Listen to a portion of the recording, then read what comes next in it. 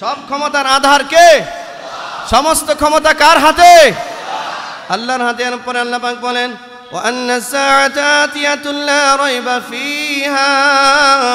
হে দুনিয়ার নাস্তিকেরা, মুরতাদেরা, দুনিয়ার সন্দেহবাদীরা, সন্দেহ পোষণ যারা তোমরা করো, তোমরা যারা কিয়ামত নিয়ে, তোমরা যারা পরকাল নিয়ে কনফিউশন করো, ডাউট ফিল করো, শোনো ওয়া আন্নাস সাআতা আতিয়াতুন লা রাইবা ফিহা, কিয়ামত সম্পর্কে সন্দেহ করার কোনো সুযোগ তোমাদের নাই। এর একটা সিম্পল মাঝে মধ্যে দুনিয়াকে ঝাড়া দিয়া আমি আল্লাহ বুঝিয়ে দেই। ভূকম্পন দিয়ে, ভূমিকম্প দিয়ে, ভূমিধস দিয়ে আমি আল্লাহ চূড়ান্ত কিয়ামতের সংকেত তোমাদেরকে দিয়ে থাকি। ওয়া ইযাল কুবুর বু'থিরাত আলিমাত নাফসুম মা কদ্দামাত ওয়া আখারাত। আল্লাহ তাআলা বলেন কবর থেকে মানুষ উঠে দাঁড়াবে, তার আপনার জন্য জিনাভি, আপনার জন্য যে ডিসক্রিপশন লেখা, এই ফোঁটাটা আমার উপরে পড়বে না, আমারটা আপনার উপরে পড়বে না। আল্লাহর সিস্টেম, আল্লাহর নিয়মাবলী এতটাই কঠিন, ব্যতিক্রম হওয়ার কোনো সুযোগ নাই। ইত্তাকুল্লাহ, ইত্তাকুল্লাহ, আল্লাহকে ভয় করেন, আল্লাহকে ভয় করেন। যে যেখানে আছেন আল্লাহকে ভয় করেন, যে যেখানে আছেন আল্লাহকে ভয় করেন। নবীজির জন্য বলেছেন কিয়ামতের আগে এগুলো হচ্ছে পূর্বাভাস। বেশি বেশি ভূমিকম্প হওয়া, বেশি বেশি ভূমিধস হওয়া, বেশি বেশি জলোচ্ছ্বাস হওয়া। অবিশ্বাসী যারা, যারা নাস্তিক, যারা সংশয়বাদী, তারাও তো বিশ্বাস করে, করতে হয় একটা পর্যায়ে এসে। মহা মুসিবত যখন মানুষের উপরে চেপে ধরে, সে তখন কাকে ডাকে? আল্লাহ ছাড়া রাস্তা। একজন হিন্দু, একজন বৌদ্ধ, একজন খ্রিস্টান, একজন নাস্তিক, সংশয়বাদী, যেই হোক, সাগরের মাঝে যদি একটা জাহাজ ডুবো ডুবো অবস্থায় হয়, জলোচ্ছ্বাসের মধ্যে পড়ে, ডাকে কারে? কোনো মূর্তিকে ডাকলে হবে? কাজ হবে? এটা তখন যারা ওই জাহাজে থাকে তারা সবাই এটা বুঝে যে আমরা যাই কিছু করি না কেন, মুসিবত থেকে আল্লাহ ছাড়া কেউ রক্ষা করতে পারে না। ঠিক না? এই যে আজকে ফজরের সময় যে ভূমিকম্প হয়েছে, আপনারা জানেন? ওই যে কিছু জানে আর কিছু জানে না, কিন্তু অধিকাংশ মানুষ জানে না, কেননা এই সময় অধিকাংশ মানুষ ছিল ঘুমে। জানে না।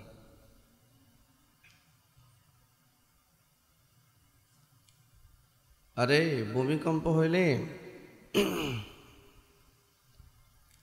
কিসের আস্তিক আর নাস্তিক? কি কাপড় নিয়ে দৌড় দেয়, কি কাপড় সারা দৌড় দেয়। জীবন বাঁচানো হচ্ছে জরুরি, ঠিক না?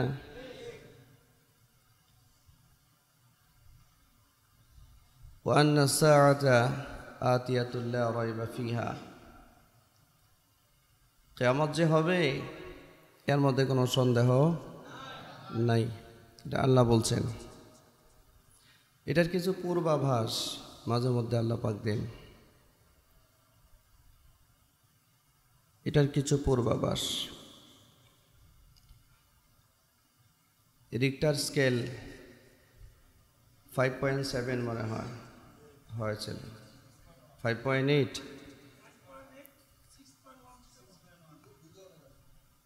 ভাবতে পারেন এটা যদি 8 হইতো, 8.8 হইতো, পয়েন্ট বাড়াইলে মনে হয় কারো কাছে আল্লাহ টেলিফোন করতে হইতো, খোঁজখবর নেওয়া লাগতো যে আমি একটু পয়েন্ট বাড়াই দিলাম। এখন তো অনেক বুদ্ধিজীবী নামক আমাদের দেশের সুশীলরা বলবে যে প্লেট 2টা কাছাকাছি হয়ে গেছিল, প্লেট একটা উপরে উঠে গেছে বা একটা নিচে নেমে গেছে, এই জন্য একটু সমস্যা হয়েছে, ইত্যাদি ইত্যাদি এগুলো বলবে। মানুষ তার জীবনে যেভাবে পারে সেভাবে ব্যাখ্যা করতে পারে, কিন্তু আল্লাহ বলেছেন এই ভূকম্পন কিয়ামতের পূর্বে, ভূমিকম্প বাড়বে, পাহাড় ধস বাড়বে, জলোচ্ছ্বাস বাড়বে, ভূমিধস বাড়বে। হঠাৎ করে একটা বাড়ি, একটা শহর, নগরী এটা নমরুদের মতো নিচে ডাবতে থাকবে, কেউ কিচ্ছু করতে পারবে না। পুরো নগরী, পুরা শহর, সমস্ত মানুষ সহ নিচে ডেবে যাবে। সারা পৃথিবীর টেকনোলজিবিদ যারা, তারা শুধু তাকায় দেখবে, করতে পারবে না কিছু। দম্ভ, দাম্ভিকতা, অহংকার এগুলো ছাড়া জরুরি। মানুষের দম্ভ করা মানায় না, সাজায় না। মানুষ খুব দুর্বল প্রাণী, মানুষ একেবারেই দুর্বল, এর কিছুই নেই। যাই হোক, আল্লাহ সুবহানাহু ওয়া তাআলা মানুষ সৃষ্টি করেছেন, তিনি মানুষকে মারবেন, তিনি আবার মানুষকে কবর থেকে জীবিত করবেন। ঠিক আছে না কথা? ঠিক আছে না? এ মানুষ অস্তিত্ব নাই, সেখান থেকে আল্লাহ পাক মানুষকে অস্তিত্ব দেন, মার পেটে আনেন, একটা পর্যায়ে বিভিন্নভাবে তাকে বড় করে। একটা সময় আল্লাহ তাআলা তাকে সুম্মা নুখরিজুকুম তিফলা, একজন শিশু হিসাবে পৃথিবীতে আল্লাহ পাক পাঠায়। আমরা সবাই যখন পৃথিবীতে আসছি, আমরা শিশু ছিলাম কিনা? শিশু ছিলাম কিনা? সুম্মা লিতাবলুগু আশুদ্দাকুম, শিশু বয়স থেকে কাউকে কাউকে আল্লাহ পাক কৈশোরে পৌঁছায়, কাউকে যৌবনে পৌঁছায়। পর্যাপ্ত পরিমাণ হায়াত বয়স আল্লাহ কাউকে কাউকে দান করেন। ওয়ামিনকুম মান ইয়াতাওয়াফা, আবার কাউকে কাউকে আল্লাহ তাআলা অপর্যাপ্ত বয়সেই আল্লাহ তাআলা তাকে মরণ দিয়ে দেয়, হয় না? 5 বছর, 10 বছর, 15 বছর, 20 বছরে মরণ হয়ে যায়। এরপরে আল্লাহ পাক বলেন আবার ওয়ামিনকুম মান ইউরাদ্দু ইলা আরযালিল উমর, আবার এক ধরনের মানুষকে আল্লাহ পাক বয়সের একেবারে অকর্মণ্য অবস্থায় অকেজু বয়স পর্যন্ত আল্লাহ পাক পৌঁছিয়ে দেয়। আরযালিল উমর, এটা অকেজু বয়স। এই বয়সের কোনো মূল্য, এই বয়সের কোনো কার্যকারিতা বা উপকার এই মানুষটার থাকে না। একটা মানুষের বয়স যখন 70 বছর হয়, 80 বছর হয়, এই মানুষটার 80 বছর পরে তার এই জীবনের কোনো মানেই দুনিয়াতে আর থাকে না, কারণ সে ভ্যালুলেস হয়ে যায়। যত জায়গায় আছে সারা জীবন শ্রম ঘাম পরিশ্রম করে, বুদ্ধি দিয়ে দিনকে রাত করে, রাতকে দিন করে, 18 ঘন্টা পরিশ্রম করে, কেউ 20 ঘন্টা পরিশ্রম করে, অট্টালিকা তৈরি করেছে, বাড়িঘর বানিয়েছে, তার বাড়িতে সে নিজেই প্রতিবন্ধী হয়ে যায়। ঠিক বললেও ঠিক, না বললেও ঠিক। তার চেয়ে বুঝে শুনে ভালো করে বলেন, ঠিক কিনা?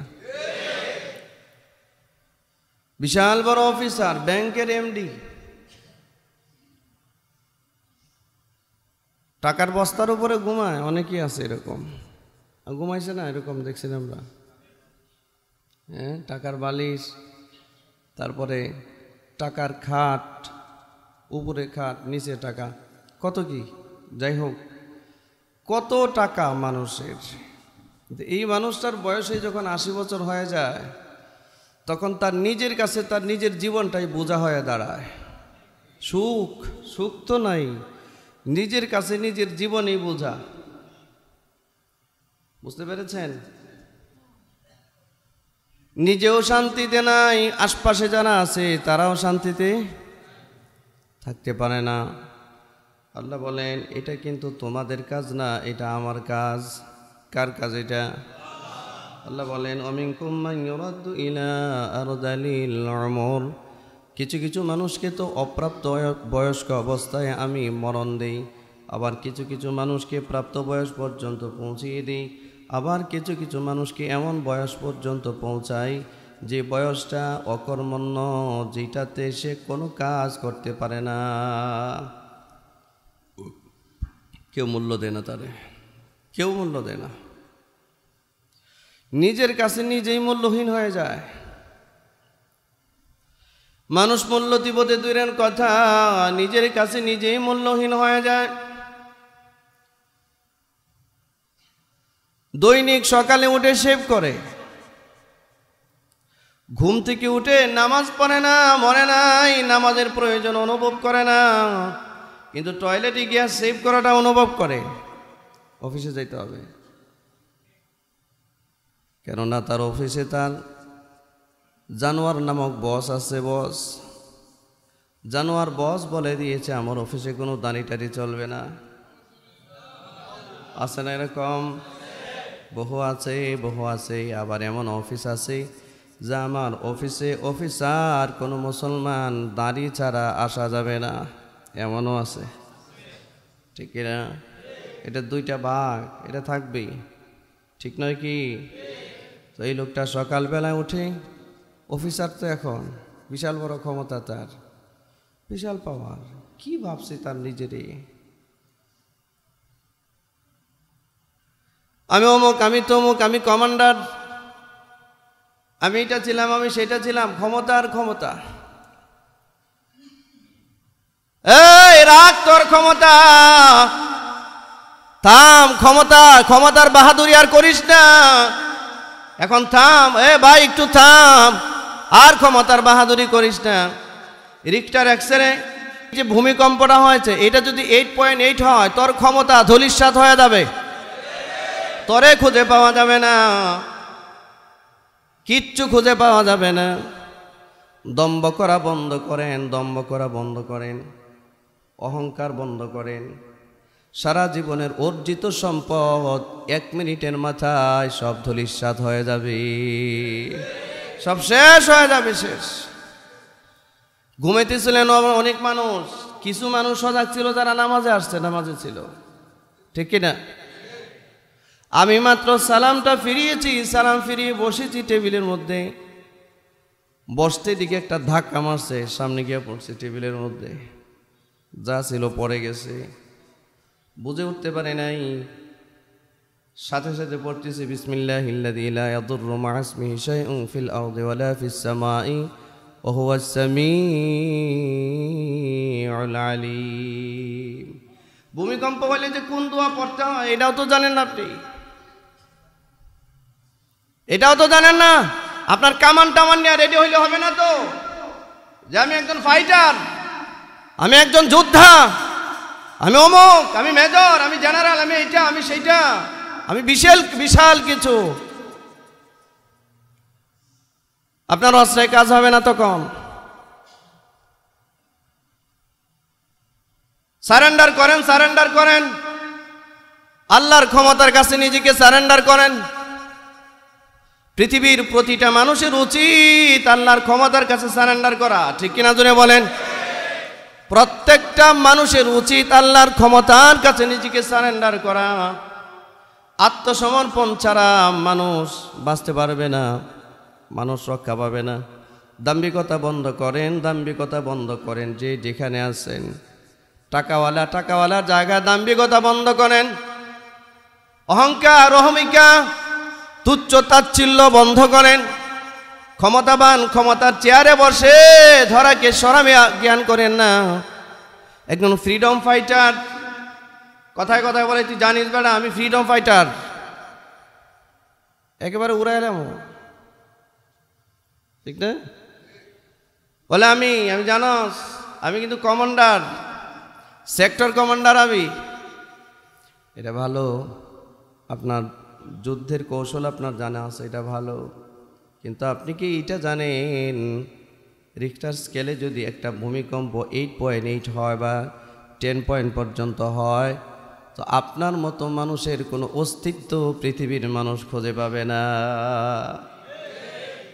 সারা জীবনের যত্নে গড়া বাড়ি মুহূর্তের মধ্যে ধসে যাবে। শুধু ধসবে না, যেটা আপনি আস্তে আস্তে উঠাইছেন এটা নিচে পড়ে আপনি মরবেন। যারা নামাজে ছিল তারা ভূমিকম্প, অনেক নামাজি মসজিদে ভূমিকম্প হয়েছে, নামাজে দাঁড়াইয়াই কান্না করছে, কান্না। ইমাম সাহেব নামাজ ছাড়ে নাই, মুসল্লিও নামাজ ছাড়ে নাই। এই ভূমিকম্প যদি কোনো গানের মঞ্চে গান হচ্ছে, যদি ভূমিকম্প হইতো, গানের শিল্পীও খুঁজে পাওয়া যেত না, আয়োজকও খুঁজে পাওয়া যেত না।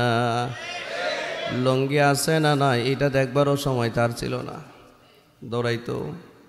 ঠিক কিনা বলেন? ভূমিকম্প হওয়ার পর আমি ঘর থেকে বাসা থেকে বের হয়েছি, সামনে আসছি, আয়সা দেখি না না না সবাই ঘুমাইতেছে, কারো কোনো খবর নেই। কিছু মানুষ মসজিদে গেছে আর বাকিরা সব ঘুমাইতেছে। কি যে হয়ে গেছে এ গাফেল মানুষ জানে না, কি যে হয়ে গেছে নিজেও জানে না।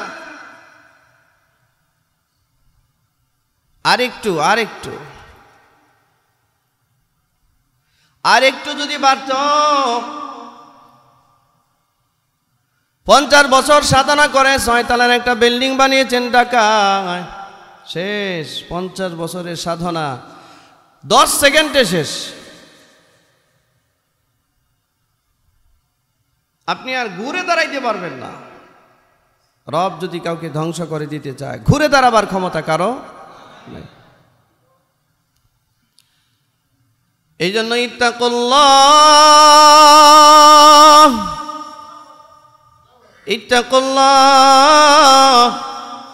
আল্লাহকে ভয় করেন, আল্লাহকে ভয় করেন। যে যেখানে আছেন আল্লাহকে ভয় করেন, যে যেখানে আছেন আল্লাহকে ভয় করেন। নবীজি জন্য বলেছেন কিয়ামতের আগে এগুলো হচ্ছে পূর্বাভাস। বেশি বেশি ভূমিকম্প হওয়া, বেশি বেশি ভূমি ধস হওয়া, বেশি বেশি জলোচ্ছ্বাস হওয়া, বেশি বেশি ঘূর্ণিঝড় হওয়া, বেশি বেশি ছেলেরা মেয়েদের আকার আকৃতি ধারণ করবে, মেয়েরা ছেলেদের আকার আকৃতি ধারণ করবে। হচ্ছে কিনা? ক্ষমতার চেয়ারগুলোর মধ্যে অযোগ্য মূর্খরা, জাহেলরা বসে যাবে, এবং যারা শিষ্টাচার বোঝে, ভদ্রতা বোঝে, এরা অসহায় হয়ে যাবে। কি বলেন আপনারা? এটা আর আপনাদেরকে কেমনে বোঝানো লাগবে? হাতে কলমে লেখায় দিতে হবে। চোখ খুলতে দেরি হবে, আপনার বুঝতে দেরি হবে না। ঠিক কিনা? এটাই তো চলছে এখন। ঠিক কিনা ধরে বলেন? হ্যাঁ, এই ক্ষমতার দাপট থেকে ফিরে আসেন। আপনি অহংকার করেন না, অহংকার করেন না। অহংকার এটা আল্লাহর চাদর, এটা নিয়ে টানা হেঁচড়া করেন না, আপনি ধ্বংস হয়ে যাবে। ঠিক কিনা? দাম্ভিকতা, অহংকার, অহমিকা এগুলো পরিহার করেন। যেখানেই আছি আমরা, আমি আমার জায়গায় আমার এগুলো পরিহার করি, আপনি আপনার জায়গায় এগুলো পরিহার করুন। হ্যাঁ, আপনার অনেক ক্ষমতা আছে, শক্তি আছে, এটা থাকতেই পারে। পৃথিবীর সব মানুষের মানে পর্যায় তো একটা থাকবে না, স্টেজ তো একটা থাকবে না, কেউ উপরে, কেউ মাঝে, কেউ নিচে, এভাবেই থাকবে, এটাই দুনিয়া। কিন্তু যেখানে আছেন এটা নিয়ে অহংকারে লিপ্ত হয়েন না।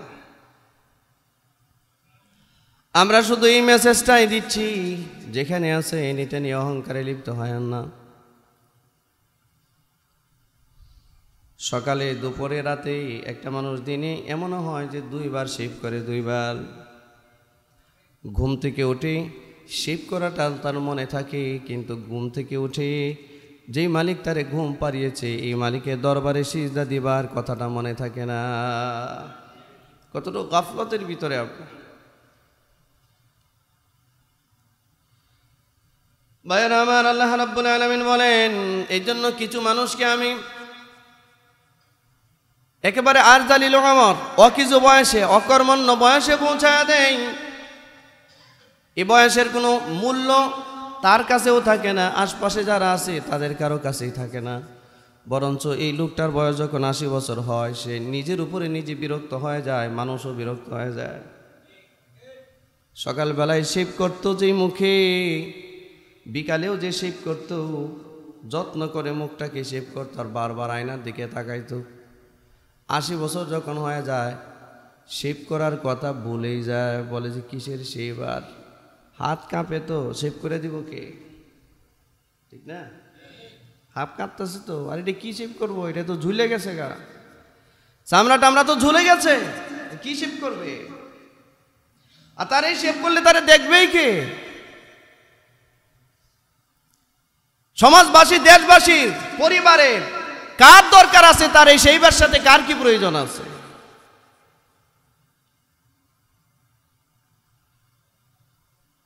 কথা বলেন না কেন?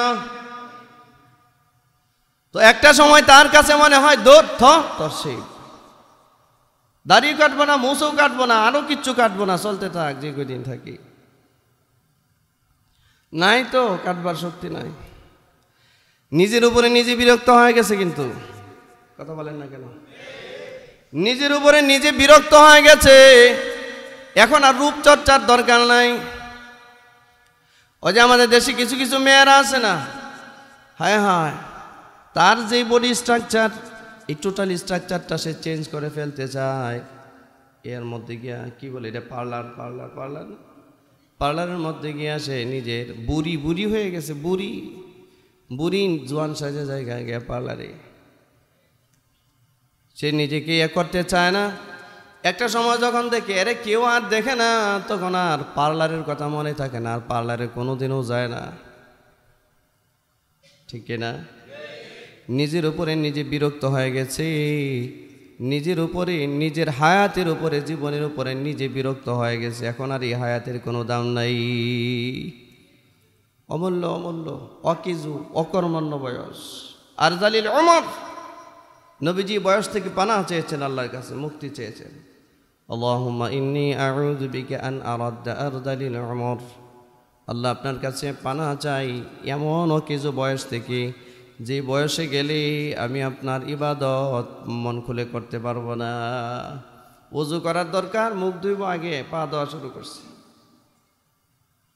আছে না এরকম মানুষ? সেন্সলেস হয়ে গেছে, এই বয়স থেকে মুক্তি চাবেন আল্লাহর কাছে। আল্লাহ তাআলা বলেন, কিছু মানুষকে আমি এমন অকর্মণ্য বয়সে পৌঁছাই, কেন জানো? লিকাইলা ইয়ালাম মিন বাদি ইলমিন শাইআ, লিকাইলা এটা এর জন্য, ইয়ালাম মিন বাদি ইলমিন শাইআ, অনেক জ্ঞান বিজ্ঞানের অধিকারী সে ছিল, যখন অকর্মণ্য অকেজু বয়সে আমি তাকে পৌঁছায়া দিই সারা জীবনের শিক্ষায়, তখন আর তার কোনো কাজে আসে না। এটা শিশু বাচ্চার মতো হয়ে যায়। কি বলেন, হয় না? ডক্টর, ওরে বাপরে বাপ, ডাক্তার, অমুক আরো কত কিছু, প্রফেসর, অমুক বিশ্ববিদ্যালয়ের চ্যান্সেলর, 80 বছর হয়ে গেছে, কেউ তাকে গৃহবন্দী করা লাগে নাই, নিজেই গৃহবন্দী হয়ে গেছে। এক কথা বলেন না কেন আপনারা? হ্যাঁ, নিজেই গৃহবন্দী, বুড়া, কই যাবে? এখন আর কেউ আর খোঁজ নিতে আসে না। যেমন ঢাকা বিশ্ববিদ্যালয়ের প্রফেসর ডক্টর মনিরুজ্জামান মিয়া, এত বড় একজন জ্ঞানী গুণী মানুষ, অকেজু বয়সে পৌঁছে গেছে, অকর্মণ্য বয়সে পৌঁছে গেছে, খবর নেয় না কেউ, খবর নাই। দুনিয়াবি শিক্ষায় যে যত বেশি শিক্ষিত হবে, বয়স যত বাড়বে দাম তত কমবে। আর কোরআনের শিক্ষায় যে যত বেশি বয়স পাবে, যত বয়স পাবে, তার মূল্য তত বাড়বে। এটা ঠিক, আপনারা যদি বলেন তাও ঠিক, যদি না বলেন তাহলেও এটাই ঠিক। এটা তাকায় দেখেন। শাইখুল হাদিস আল্লামা আজিজুল হক রহমাতুল্লাহি আলাইহি সেন্স ঠিক ছিল না, ছাত্রদেরকে দরজ দিতে পারতো না, এমনি নিজের খাবারটাও খাইতে পারতো না। 80-90 বছর বয়স হয়ে গেছে, নিজে হাঁটতে পারতো না। ছাত্ররা কুলের মধ্যে করে ধরে, তারপরে বুখারীর মসনদের মধ্যে ওনাকে বসায় দিতেন। যখনই বুখারীর মসনদে বসতেন, এর আগে কিছুই বসতো না, যখনই মসনদে বসছি তখন ছাত্রদেরকে কেমনে শিক্ষা দিতে হয়, পড়াইতে হয়, এতে কোনো অসুবিধা হয় নাই। কোনো অসুবিধা নাই। হাঁটতে পারে না, হাঁটতে পারে না।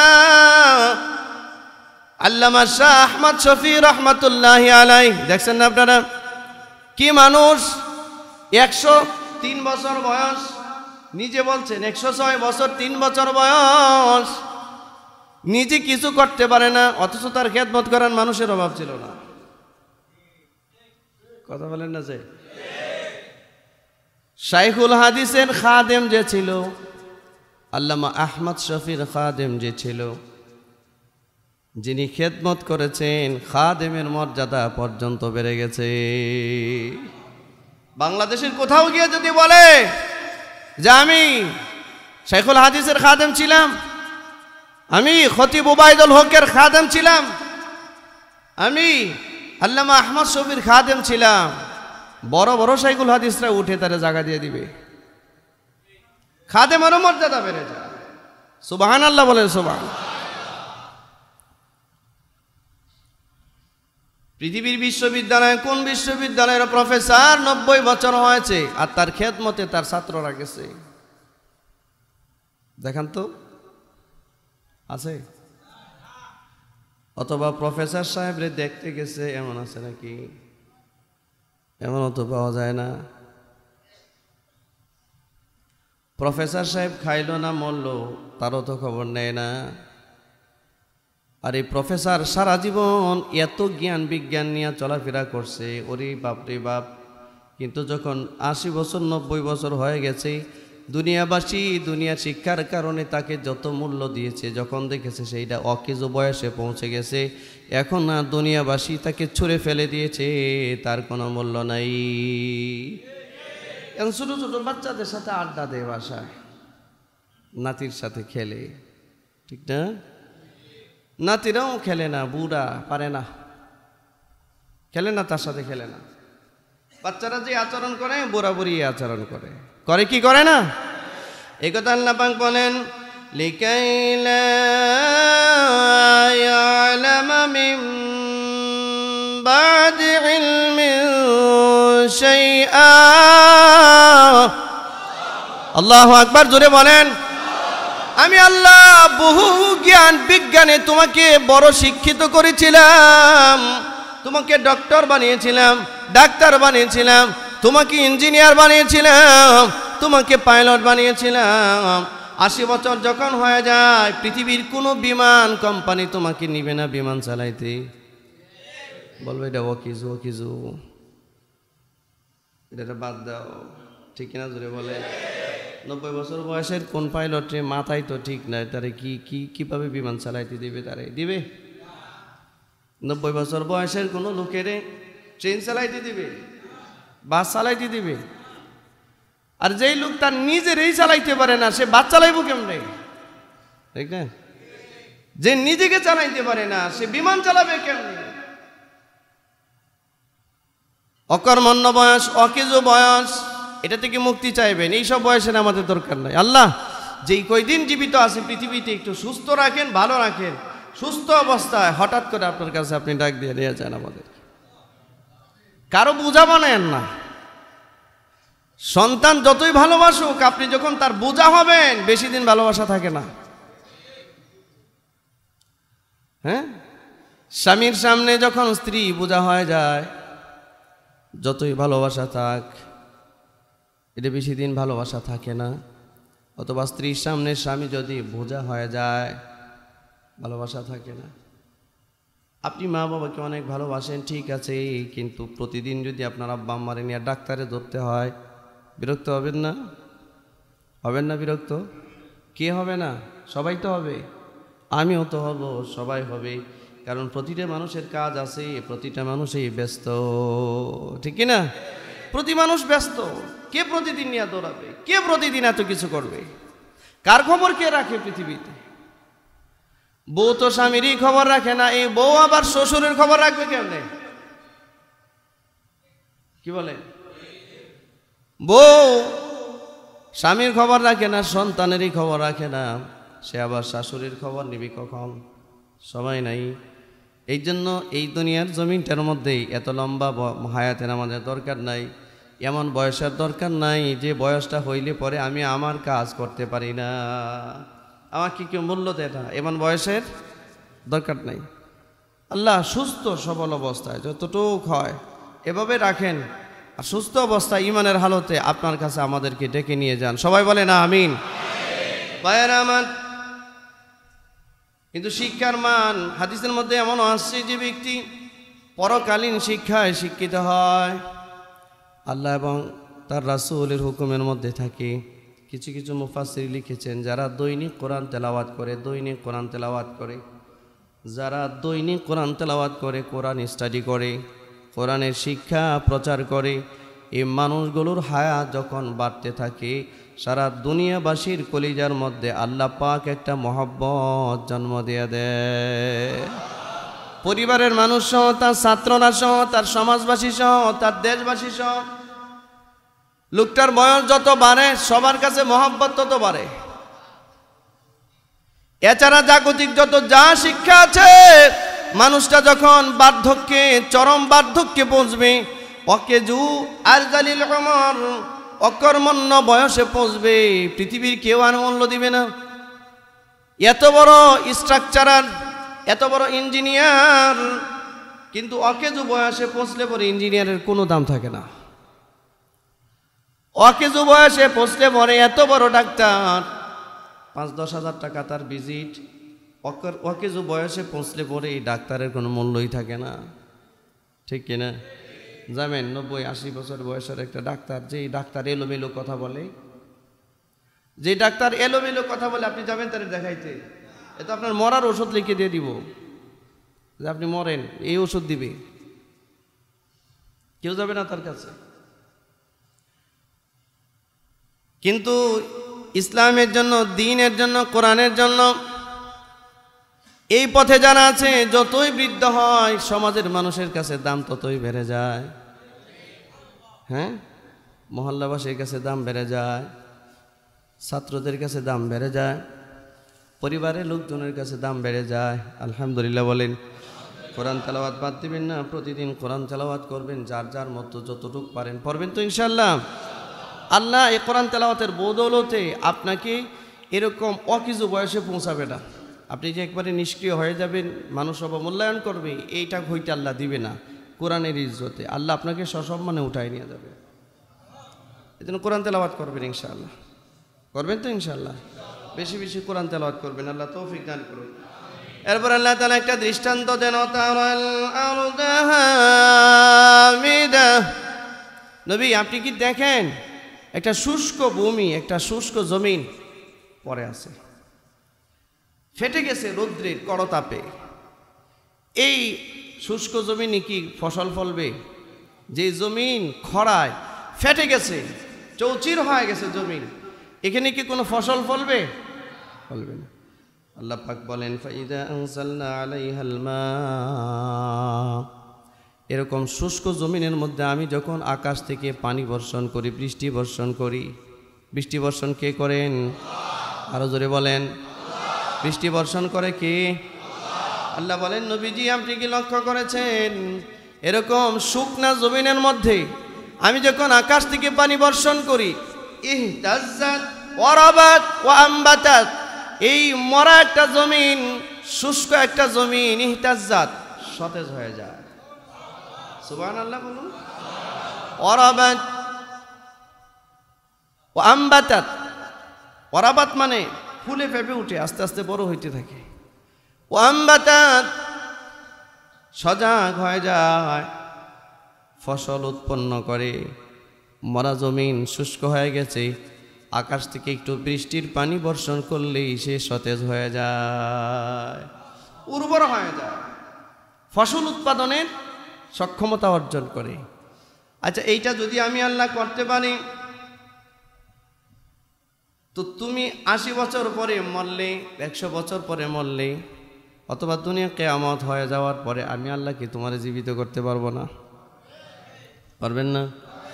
একটা মরা জমিন যদি আল্লাহ জীবিত করতে পারেন, তো মরা মানুষকে কেন জীবিত করতে পারবে না? আল্লাহ পাক বলেন, اهتزت وربت وانبتت من كل زوج بهيج আল্লাহ বলেন এই যে যা কিছু আছে সব কিছু সতেজ আমি রব করি, শস্য শ্যামল ফসল ফলাই, এই সব কিছু আমি আল্লাহ করি। একটা মরা জমিনকে আকাশ থেকে পানি দিয়া আমি রব এটাকে ফসলের উৎপাদন ক্ষমতা আমি তৈরি করে দেই। এটা আমি পারি, এটা আমি করি। চূড়ান্ত কেয়ামতের পর সারা পৃথিবী মানুষ মাটির নিচে পড়বে, চাপা পড়বে সব মানুষ। ওই যে এতক্ষণ পর্যন্ত বললাম মার পেটের রেহেমের ভিতরে একজন ফেরেশতা একটা মানুষের টোটাল ডিসক্রিপশন লিখে রাখে, ঠিক এটা, তার রক্তের গ্রুপ কি, তার আইরিশ প্রিন্টটা কীরকম, তার ফিঙ্গার প্রিন্টটা কীরকম, এটা লিখে তার টোটাল ডাটাবেজ যা আছে এটা সবটুকুন সে কী খাবে, কোথায় মরবে, কতদিন বাঁচবে, কি কি কাজ করবে, সৌভাগ্যবান হবে না দুর্ভাগ্যবান হবে, যেটাই হোক যা কিছু আছে সব কিছু ফেরেশতা ডিসক্রিপশনে লিখে রাখে। লিখে এই ফেরেশতার এই ডিসক্রিপশনটাকে 3টা কপি করে। কয়টা কপি? 3টা কপি। এর মধ্যে একটা কপি মানুষের নাভির মধ্যে ফেরেশতা এটাকে ঝুলাইয়া দেয়। নাভিতে এটা ঝুলে থাকে, সুবহানাল্লাহ, নাভির মধ্যে সংরক্ষণ করে রাখে। আর একটা কপি নিয়ে যায় আরশের নিচে, সুবহানাল্লাহ। একটা তো দুনিয়াতে থাকি, আর একটা কপি নিয়ে যায় আরশের নিচে।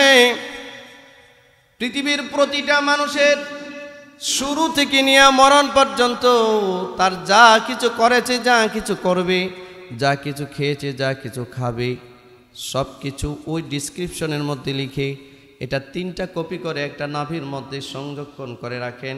আর একটা কপি আরশের নিচে নিয়ে যান, আর একটা কপি দুনিয়ার ফেরেশতা যারা সারা জীবন জিন্দিগিভর এই যে কিরামান কাতিবিন তাদের কাছে হস্তান্তর করে রাখে। এর কিন্তু ডিসক্রিপশনটা এরকম হবে, এরকম খাবে, অমুক জায়গায় যাবে, অমুক জায়গায় ঘুমাবে, অমুক জায়গায় তার রিজিকের বন্টন দিয়ে রাখে, সুবহানাল্লাহ। কিয়ামত যখন হবে সব কিছু ধ্বংস হয়ে যাবে, আর কিচ্ছু বাকি নাই। আসমান নাই, জমিন নাই, পাহাড় পর্বত নাই, জিন নাই, ইনসান নাই, কেউ নাই, সবাই মারা যাবে। 40টা বছর পর্যন্ত গোটা জগতের মধ্যে কোনো আওয়াজ থাকবে না, কোনো শব্দ থাকবে না, পিন পতন নীরবতা অবলম্বন করবে, একটু বাতাস প্রবাহিত হওয়ার ক্ষমতা নেই, সব স্টপ হয়ে যাবে, বন্ধ হয়ে যাবে। এই 40 বছর আল্লাহ পাক শুধু একাই থাকবেন, একা, আর কোনো কথা হবে না কারোর সাথে। আল্লাহর সাথে কথা বলার কেউ নাই। আল্লাহ নিজেই বলতে থাকবেন লিমানিল মুলক ইয়াওমা লিল্লাহিল ওয়াহিদিল কাহ্হার। একাই বলতে থাকবে লিমানিল মুলক, আজকের এই ক্ষমতা কার? নাই তো কেউ তো কিছু বলবে না। ও ক্ষমতাবানেরা, ওই দিন কিন্তু উত্তর দেওয়ার কোনো ব্যবস্থা থাকবে না। আল্লাহ প্রশ্ন করবেন লিমানিল মুলক, 40 বছর পর্যন্ত বলতেই থাকবে। আর দুনিয়াকে লক্ষ্য করে বলবে ইয়া দুনিয়া আইনা মালুক, হে দুনিয়া তোমার মালগুলো কোথায়, সম্পদ কোথায়? ইয়া দুনিয়া আইনা জিবালুক, হে দুনিয়া আকাশচুম্বী পাহাড়গুলো কোথায়? ইয়া দুনিয়া আইনা বাহরুক, হে দুনিয়া তোমার সাগরগুলো কোথায়, নদীগুলো কোথায়? তোমার বুকে যারা ক্ষমতা পরিচালনা করতে ক্ষমতাবান রাজকে কোথায়? 40টা বছর পর্যন্ত আল্লাহ চতুর্দিকে আওয়াজ দিবে, কিন্তু কেউ কোনো আল্লাহর প্রশ্নের উত্তর দেওয়ার ক্ষমতা রাখবে না। কেউ উত্তর দিবে? অস্তিত্বই নাই, সব মরা, অস্তিত্ব নাই। আল্লাহ নিজেই বলবেন ইয়াউমা লিল্লাহিল ওয়াহিদিল কাহ্হার। আমি জানি আমার প্রশ্নের জবাব দেওয়ার কেউ নাই। আজকের এই দিনের একচ্ছত্র অধিপতি ক্ষমতার মালিক হচ্ছেন কাহ্হারের। কে কাহ্হার? কে? সবাই বলুন কাহার কে? আল্লাহ। এই 40 বছর পর ইসরাফিল আলাইহিস সালামকে আল্লাহ জীবিত করবে। প্রথম জীবিত করে বলবেন, ইসরাফিল সিংহায় ফুৎকার দাও। দ্বিতীয় ফুৎকার এটা। প্রথম ফুৎকারে সব ধ্বংস হবে, কিয়ামত হবে। এই যে আজকে যে কিয়ামত হয়েছে, একটা একটা একটা একটা নাড়া দিয়েছে, একটু ভূমিকম্প। আর ওই দিন যখন ফু মারবে, সারা পৃথিবী উঠতে থাকবে, সারা পৃথিবী উড়ে যাবে, সারা পৃথিবী উড়ে যাবে, সব ধ্বংস হবে। দ্বিতীয় ফুৎকার যখনই দিবেন, আল্লাহ পাক তার আরশের নিচে ফেরেশতারা প্রতিটা মানুষের যে ডিসক্রিপশনের একটা কপি সেখানে সংরক্ষণ করেছেন, এই কপিটাকে বৃষ্টির পানির ফোঁটার ন্যায় আল্লাহ পাক জমিনে পাঠায়া দিবে।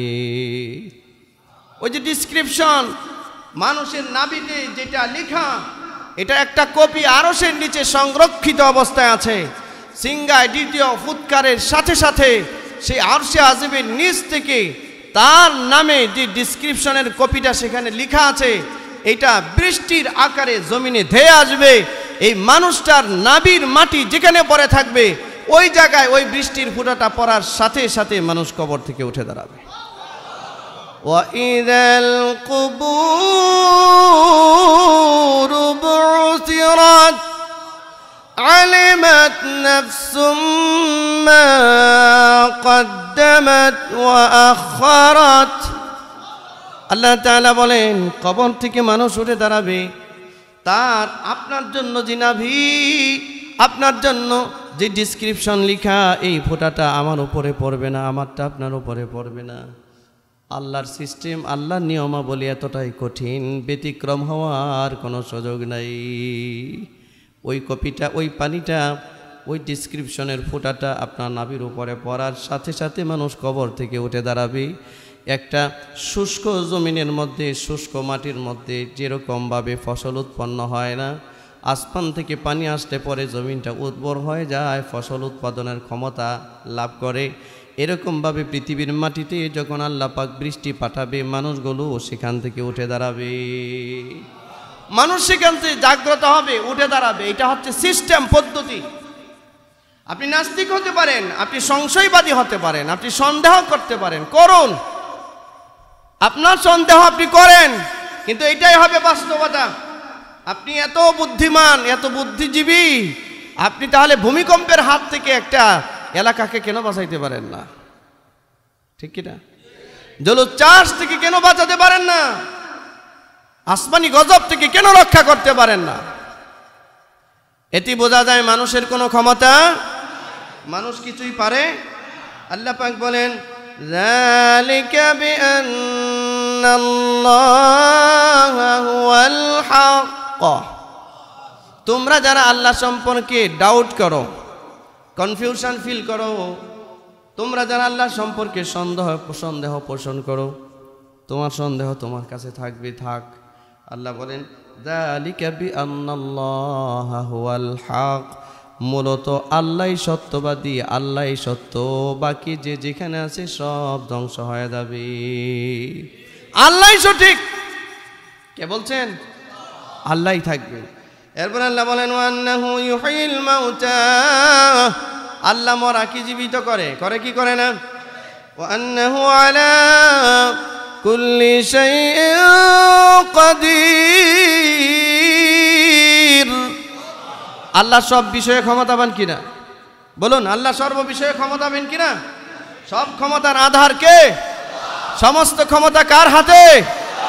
আল্লাহর হাতে। এরপরে আল্লাহ পাক বলেন, ওয়ান্না সাআতা আতিয়াতুন লা রাইবা ফিহা।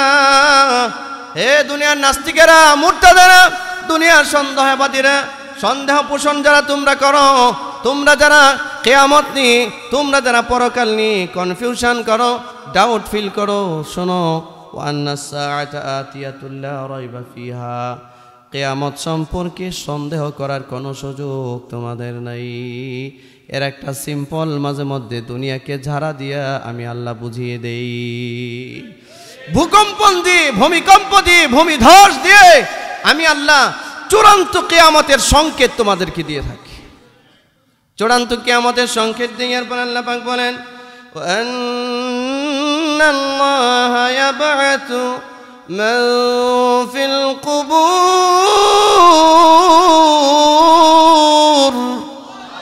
কিয়ামত হওয়ার পর এই কবর থেকে অবশ্যই আমি আল্লাহ তোমাকে উঠাবো। কে বলছেন? এই কথাগুলো কি আমি বানিয়ে বলেছি? আল্লাহ চূড়ান্ত সিদ্ধান্ত দিয়ে বলেছেন ওয়া আন্নাল্লাহা ইয়াবআসু মান ফিল কুবুর, চূড়ান্ত কিয়ামতের পর এই দুনিয়ার মাটি থেকে আবারও আমি তোমাকে সজাগ করব। কোরআন বিশ্বাস হয়? কোরআন বিশ্বাস হয়? তাহলে এই কথাটা বিশ্বাস করতে হবে, কবর থেকে আমারও আল্লাহ জীবিত করবেন। বিশ্বাস আছে কিনা? বিশ্বাস আছে কিনা? আচ্ছা, আপনি যখন মনে করেন যে না আমার কবর থেকে জাগ্রত হতেই হবে, আমাকে কবর থেকে আল্লাহ আমার ইচ্ছা হোক আর না হোক জাগ্রত আমাকে করবেনই, আমাকে আল্লাহ পাক যখন সজাগ করবেই আমি বাধ্য, ওয়াকিফুহুম ইন্নাহুম মাসউলুন, আল্লাহর কাছে জবাব দিতে সকল প্রাণীগুলোই বাধ্য। এরা যদি আপনি মনে করেন, আমি নাস্তিক মুরতাদের কথা বলছি না, আমি আপনাদের কথা আমাদের কথা বলছি, যদি কোনো মানুষ মনে করে যে হ্যাঁ পরজীবন বলতে কিছু একটা আছে, আমি কবরে হাজার কোটি বছর থাকার পরেও আল্লাহ আমাকে জীবিত করবেন, এই কবরে যারা বিশ্বাস করেন, আপনাদের কাছে লাস্ট কথা হলে মেসেজ হলে এই কথাটা বিশ্বাস করলে আমাদের জীবনধারার পরিবর্তন ঘটানো জরুরি। ঠিক কি না? জীবনধারার পরিবর্তন ঘটানো জরুরি। আর না হয় যে জীবন পরিচালনা আমরা করছি এই জাতীয় জীবন দিয়া তো রবের সামনে গিয়ে দাঁড়াইতে পারবো না, জবাব দেওয়ার মতো কিছু থাকবে না। জীবনধারা পরিবর্তন করুন। গুনাহ থাকলে গুনাহ ছেড়ে দেন, রাজি আছেন ইনশাআল্লাহ? কোনো ধরনের গুনাহের কাজের সাথে যদি কেউ জড়িত থাকি, এটা যেখানেই থাকি না কেন, যেভাবেই থাকি না কেন, আল্লাহর হস্তে বলছি, নাস্তিকদের সাথে কথা নাই, মুরতাদের সাথে কথা নাই, অমুসলিমের সাথে কথা নাই। আমরা যারা বিশ্বাসী, আমরা যারা কবরের জিন্দেগিতে বিশ্বাস করি, আমরা যারা কবর থেকে উঠাটা বিশ্বাস করি, তো আমার জীবন তার মতো হতে পারে না, আমি তার মতো জীবন ধারণ করতে পারি না। কারণ আমার সামনে জবাব আছে, আমার সামনে প্রশ্ন উত্তর আছে, আমার সামনে আমার রবের সামনে দাঁড়াবার ভয় আছে। ঠিক কি না? আল্লাহর সামনে দাঁড়াবার ভয় আছে।